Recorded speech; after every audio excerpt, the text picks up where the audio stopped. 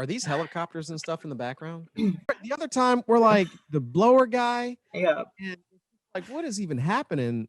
It's like they know. From Northern Virginia Technology Campus. Business campus, I know. company, well, whatever we are, whatever.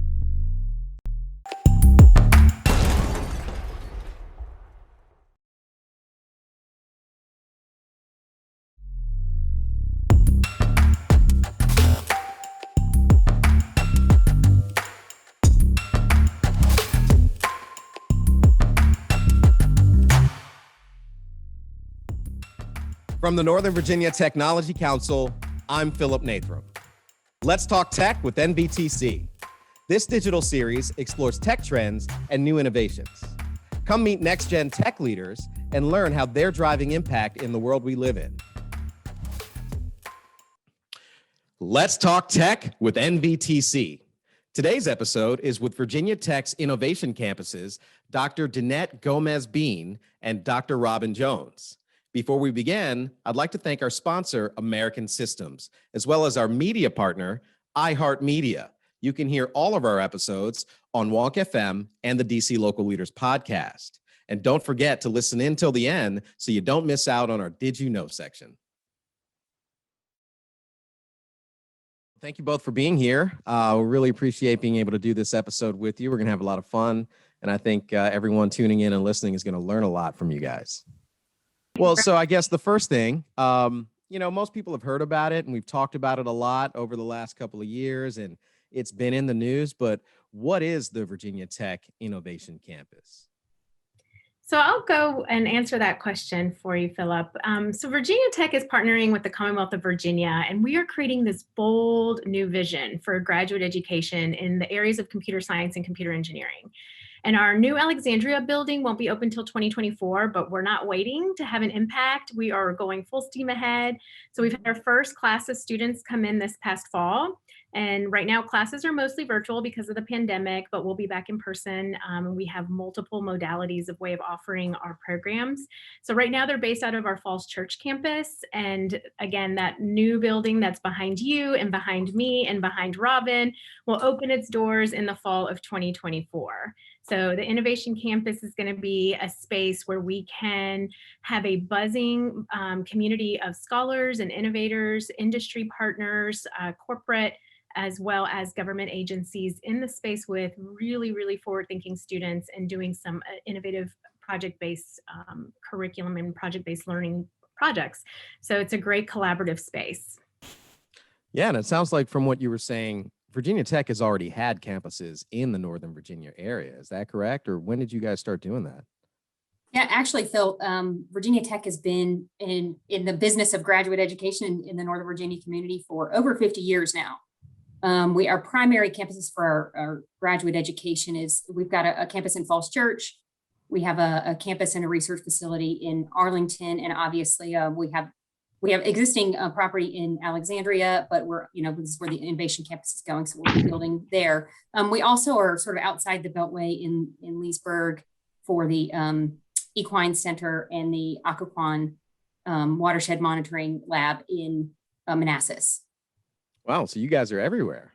We are. And, actually, I'd also like to notice, as the Commonwealth's land grant institution, we actually have resources in every county in the state.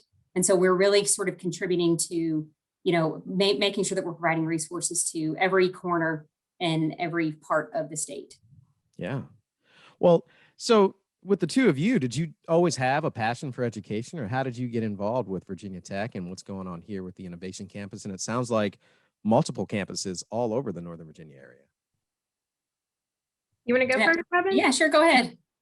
Oh, okay, I'll go. So I've always enjoyed education. I've been in Virginia for both my undergraduate and graduate education. I'm a two-time Virginia Tech Hokie alum. So have an affinity for this place, but also a long-standing employee of 15 years. So my energy comes from the students. And so I have always found myself to be an educator. I would say I'm an innovator, but I'm definitely not a techie. But I enjoy the field. I feel very connected to it. And of course, Virginia Tech is the nice marriage of all of those things. So I've been here for a while because it keeps the energy and the innovation going. What about you, Robin? Sure. Yeah, I've been at Virginia Tech for 5 or 6 years now. And, I've always sort of had a home in student services, student affairs, the student life aspect. And that really started for me as an undergrad. I was super heavily involved. I was that sort of quintessential. And if there was a job or if there was a position to be had, I was trying to find my way in. And what I realized about that experience is that there are so many people working towards making the learning environment conducive to the things that you want to accomplish, that students, that faculty, that, that the community needs to accomplish. And I just realized that we could have an effect on doing that. And so once I, started looking around, I said, oh my gosh, this can be a job. Like, this is so fun. I started thinking, like, how do I not go to class so I can go to meetings? And so that's when I really knew that, higher education was something that I really wanted to be involved with. And, coming to Virginia Tech a few years ago was really sort of, it was kind of a shift for us. My husband was active duty military. And so we spent that time together. And after he retired, we were looking to come back to this area. And so Virginia Tech, for obvious reasons, maybe obvious to me, maybe not obvious to people listening, but because of the military connection, was really attractive to us as a family. It just almost in a way felt like home. I mean, Hokies say that a lot, like, this is home. And coming here and having that experience really held true for us. Yeah. So one thing I didn't ask you, are you both in Blacksburg or are you both up here in Northern Virginia? Well, I started in Blacksburg and I have just moved up to the Innovation Campus HQ in Alexandria. So I've been working on the Innovation Campus initiative for almost 2 years now, basically since the beginning of the project, but recently have joined the staff up there. So started my time in Blacksburg. So I know this campus well from that direction. And so hopefully can bring some of that sort of Hokie Nation with me.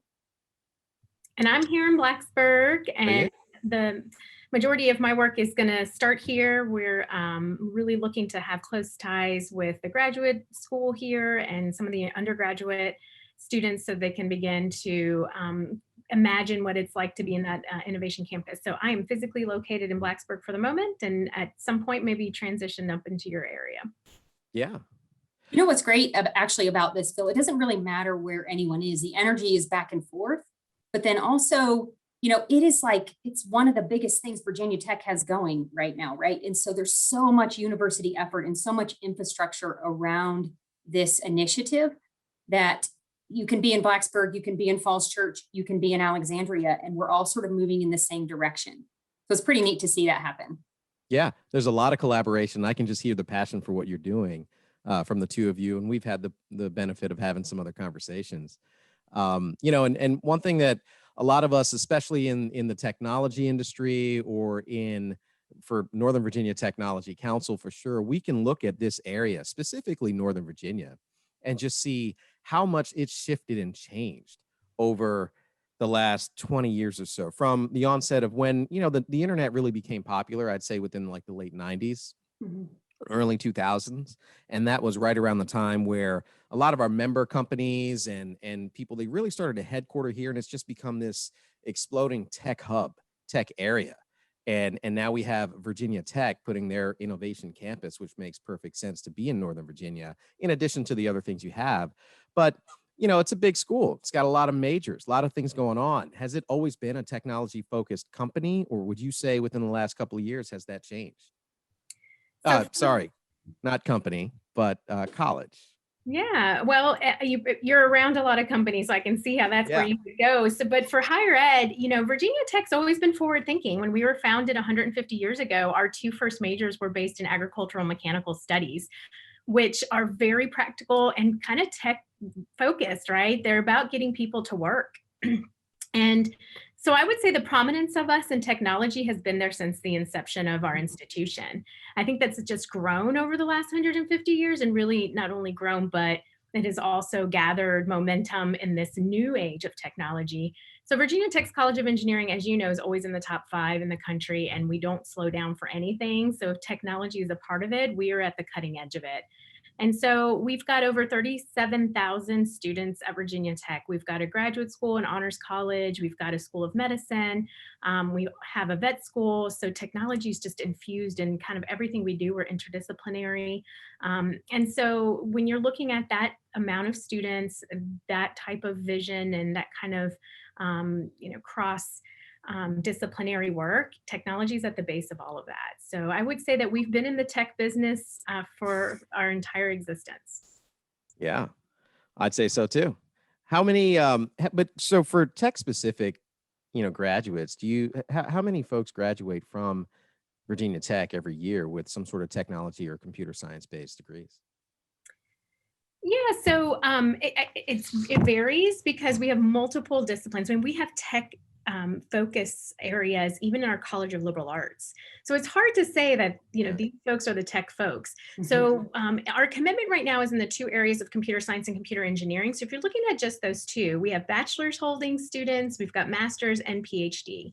And so if you add all of those up, they're all, again, within our biggest and quickest growing majors for now. So it's hard to give you that exact number, Philip, because again, that cross-disciplinarity is there. So we have students that are philosophers that have a minor in computer science. So again, they can go into multiple disciplines and fields that are technology based, even though that might not be their major. So it's hard to quantify that number. Right. I guess because technology just affects everything that we do in so many different. Yeah, even the medical field now is becoming a technology field. So it's kind of hard to say. Well, what about, the Innovation Campus? Do you guys know what's the maximum amount of enrollment when it delivers in 2024? What are you expecting as far as that influx of students being able to soak up all of that collaboration and enjoy that education that you guys are bringing here? That's a little more specific, so I can give you some numbers there. And because the Innovation Campus, we do have really finite numbers that we're looking to hit, some targets. And so we have some in the agreement, Philip. We had some targets and some goals that the state helped us set. So we know that. I'm sure we can exceed it, right, Dannette? But we at least know where we're headed. We know where we're headed. And so our commitment with the Commonwealth of Virginia with our Tech Talent Initiative, the investment program that the Commonwealth has made with Virginia Tech, it is a long-term game. So we have until about 2028, but our steady state will be about 750 master students graduating. And so that's going to require thousands of students to feed this tech talent. And I can't stress enough how much the talent is needed in this area for the industry, but also for Virginia Tech and really the vision of the Innovation Campus. Yeah, I mean, I think that's part of the big excitement about you guys being here, especially from our member companies, right? That this is their workforce. You guys are going to be graduating their workforce that's going to have, it sounds like it's already having a direct impact to our economy now and the growth of Northern Virginia, because you're already graduating folks. And while they may not be specifically computer science or data science, they're going to be able to help those fields and move that forward, move that along, even if they're, like medical field, for example, with what we just did last year. So you guys are having a huge presence here. We're actually, Phil, we're happy to do the heavy lift, right? Like we know how to get into the markets and we know how to reach students and we know how to sort of bring someone to potential. And so like Virginia Tech we're used to doing that. And over the last couple of years have really made great strides in diversity, meeting our diversity goals that President Sands has set for us. And so we already have a really good track record of meeting goals. And so, it almost comes natural to us to start looking at what are the new markets that we can explore so that we can get diverse students that will then eventually contribute to a diverse ecosystem of technology for the companies to pull from, because it really only makes everyone better. And I think that, Virginia Tech takes it's our responsibility. We sort of take this, that I may serve, our motto of ut prosum, we take it to heart, that's what we do. And we're here to serve the Commonwealth. And the Commonwealth has asked us to contribute to the workforce and to contribute to the knowledge base and the growth of the, and really making the region something special. It already is, but really elevating it. And so, we're happy to serve in that way. Yeah, I mean, what do you think some of those, we're 4 years out from the delivery of the campus, but you guys are making that impact right now. But even, beyond that, someone who graduates in 2028, let's say, or 2026, if they're in a graduate level program for 2 years at the Innovation Campus, what are those short-term and long-term benefits on like entrepreneurship, technology, innovation that you see happening, whether it's specifically on those fields? Because as you said, Dannette, it's going to affect, so you have an economic effect on so many fields that we're not even thinking about necessarily because they don't fit within that category. Or they don't exist yet. Right. Maybe you guys right? are exactly. What are you guys doing over there? You working on satellites? I mean, maybe, right?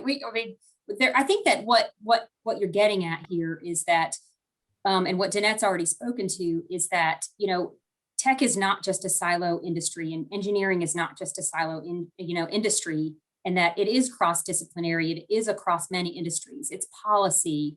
It's, solving problems in society and making a real impact to make sort of humanity better. And so, these cross-disciplinary and diverse teams are what's going to get us there. We can't have one single-minded person who has only done, one thing in one field, because, they're not going to be sort of creative in their thinking about how we solve real problems and how we get to the answers that we need, or how we invent something new, or something that doesn't exist to help us, sort of get there as a nation, but also just sort of, as a world. Yeah. Well, sounds like they're going to be able to innovate. I'm sorry, Dannette, did I just cut you off? I was just going to ask it. I was just going to add that it's, it's a national imperative. It's a national imperative that we invest in our talent and that we remove barriers so that we have access to the most talented students around. We do believe that proximity matters, and being there in Northern Virginia in that specific location is important because of your members. They're all around that area, right? So we want to be within, arm's reach of all of your colleagues that are going to be able to join us in this innovation. So you asked about the disciplinary focus of our programs, and really we're doing everything that you can think of. So AI, machine learning, quantum computing, chip design, software engineering, we're doing it all. But what else is out there, and what can companies and partners bring to us to help solve? And that's what we're excited about. We know the research, we know the disciplines, but what don't we know? And how are we going to solve that together? And so we're excited about building this, what we're calling tech ecosystem, right? It's an ecosystem that really grows and feeds on each other in order for us to be really impactful in the way that we deliver what we do. Yeah. I mean, you're going to collaborate with the industry to come up with those ideas. It sounds like that we're not even thinking about now. That may not even be. Yeah. In fact, that's going to be part of our curriculum once it's in place, that we're going to rely on, your members and folks in the industry to bring us their problems to help, so we can help solve them together. We want, industry mentors to be with our students. We want them to help, sort of manage that. And it's a good way for them to get to know our students, but it's also a good way for the students and faculty to really understand what are the issues that are facing technology industries and the related industries, so that we can get at those instead of, we want to make sure our focus is in the right direction. Yeah. And I guess for the students too, I mean, that helps them. What kind of benefits? It helps them to be frontline and center with these companies and understanding what their challenges are, because their course curriculum, as you said, is going to be in as many disciplines as it takes to be as innovative and entrepreneurial as possible. But what kind of is the Innovation Campus going to help them with job placement and initiatives to get them in front of people, government organizations, companies, that sort of thing? Yeah, absolutely. So, I mentioned that, certainly they're going to be working on problems and thinking about technology, but those project-based learning groups, they're going to be learning about leadership and about team dynamics and about managing time and managing and, inspiring others to do work. So they're also gaining a skill set that you just don't get in a traditional academic program. So it sort of sets them apart, and it gives them the experience to lean on when they are looking for a job later. I mean, we would hope that there's some organic connections that will happen, right? Obviously, if we've got partners in our building, that we'll hope that there's some good organic, and I think we can more than hope for it, right? It's going to happen, that the introductions are going to be made in those. But we already have a longstanding history of high placement rates of both our graduate and undergraduate students in the DC area. But, our students up there will have a host of services that are, it's the infrastructure of Virginia Tech to help our students with placement. So all of our career and professional development, workshops and sort of skill building and resume help and all of that, students will have access to that, but they're going to additionally, have the ability to connect directly with partners. The colleges and the College of Engineering and the departments already do that for our students. Our faculty are so connected into the industry. They probably know many of your members and know what's happening. So our faculty will be able to help make that possible for students as well. I mean, some of the traditional things, you think of career fairs, but I think we can do better than that. That's a very passive transactional way of doing job placement. But I think we hope to make it more, you can make it more pathways with our partnerships that we have with, that are companies and our agencies that will be with us, that they're going to want to hire our students. So I feel like they're going to be flying off the shelves, Dannette. What do you think? Agreed. Again, you're going to want somebody to work for your company who just solved one of your company's major critical needs, right? And so if they're working on those projects, I would think that they're ready and willing to begin hiring these students. And I will tell you, a lot of these students, they're able to be hired right out of bachelor's degree programs, but they're choosing to add on this additional degree to get additional expertise, be a part of some research that I think is really needed in the industry. It's just that additional critical piece of training that is needed. Yeah. And I mean, you guys just described one of the major reasons why someone would want to choose to go to Virginia Tech as opposed to somewhere else. You guys make a difference in their ability to not just learn, but also to be able to apply what they've learned. And, technology or any business, especially for a lot of our members, it's a relationship-based business. And if you're already out there building those relationships and understanding how this academic knowledge is applied in the real world, that just sets you apart. And you get that from Virginia Tech because you guys are creating that atmosphere for them. So, I mean, I guess the next question is, let's say, students, how do they get in touch with Virginia Tech? How do they enter their programs? And are there any, scholarships, deadlines? How do we get them involved? Members, we have associate members that are students currently, probably in undergrad, and then also recent grads that are working at companies that want to further their ability to help their career in their industry. How do they do it? Sure, Philip. We are excited to work with prospective students, part-time, full-time, any area of career changers, career crossers, whoever is interested. These are professional programs. So I'm going to be really clear that we do have 4 offerings up in Northern Virginia that we're really focusing on right now, which are the computer science, computer engineering, and these are master's degrees. So the Master's of Engineering is the more professional degree. Okay, so this is coursework only. You don't have to do research or thesis, that long paper at the end. These are project-based, very applicable. That deadline's not till July 1st. So if you are a U.S. citizen or permanent resident, July 1st. If international students have a different deadline, that is actually March 1 if they're needing some visa things done. But in general, it's July 1st. So your folks have some time if they're interested. We do have some scholarships that are available to students. Again, we focus on Virginia residents for these scholarships, but they are available. So if people want to receive one of those, they just need to apply and they're considered automatically. There's no additional step to be considered for those. And so the other option is a Master's of Science or a PhD. If your group is more interested in the research-based degrees, these take a little bit longer and they take a little bit more investment in time in connection with faculty. And so that deadline for the next term, which would be in the spring, would be in October. And then it is March 1 for the following fall. So it's a little bit of a different, trajectory, but just again, we're here, we're ready to answer questions. So if you're interested folks want to connect with us, that's what we're here to do, is to get them started. And we're also very part-time friendly. So if folks want to do this again, on their own timeline, we can make that happen and they can enter in any term.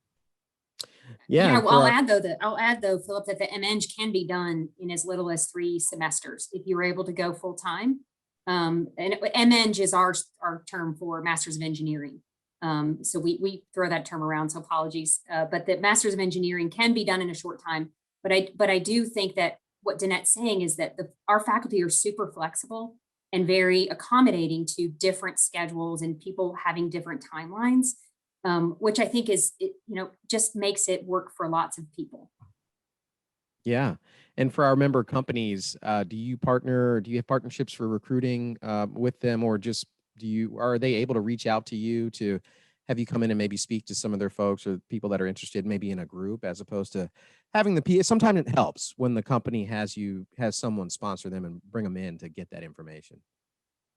Yes, all of the above. We would be happy to come in and speak with them. If they want to cohort a group of students together, offer it as a benefit, I think that would be fabulous. We do have companies reaching out already to do that. And we have some agreements set up so that we make sure that the students are accommodated, and we give them a bit of a concierge service to make sure the students don't have to jump through too many hoops. So we kind of make it easy. We register for them, their classes for them, so they don't have to go through all of the systems and push all the right buttons.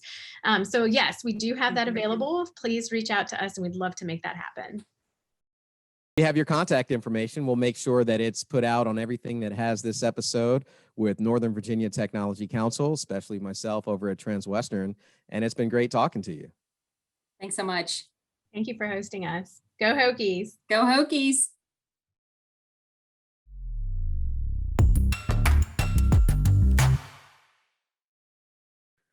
All right. Thank you, Robin. Thank you, Dannette. And now it's time for Did You Know?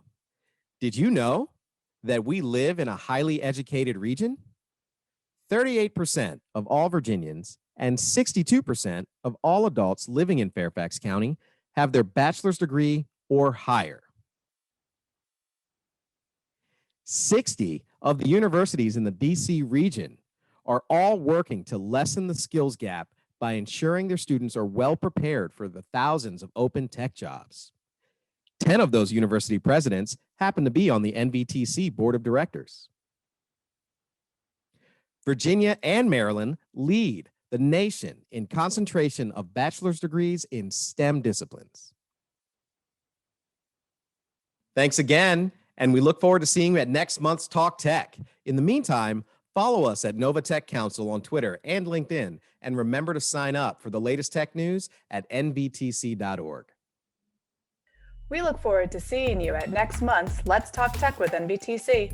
In the meantime, follow us at Nova Tech Council on Twitter and LinkedIn, and remember to sign up for the latest tech news at nvtc.org.